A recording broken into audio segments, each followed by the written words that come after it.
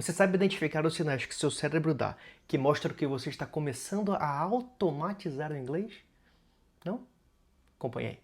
O aprendizado de inglês passa por diversas fases. E cada fase tem um sinal específico de que você chegou lá. E quando você sabe reconhecer esses sinais, você para de usar a sensação de não estou evoluindo como régua. Porque a sensação mente, mas os sinais não.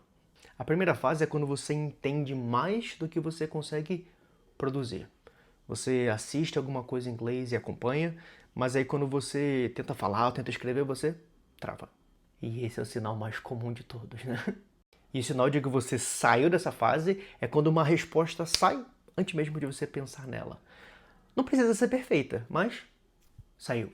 A segunda fase é quando você começa a pensar em inglês mesmo sem querer.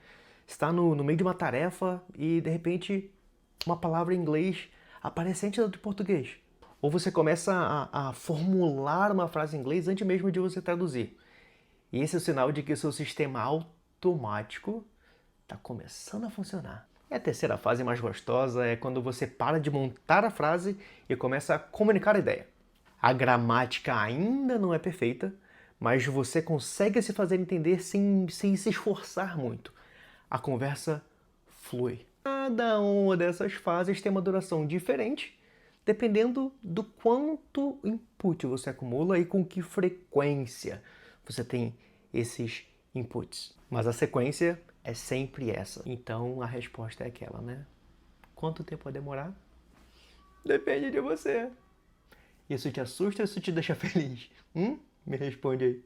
Mas saber em qual fase você tá muda o que você faz agora. Então já me segue aqui, porque esse perfil é justamente para isso, para te ensinar como aprender inglês para que você passe de um nível para o outro de modo mais fácil.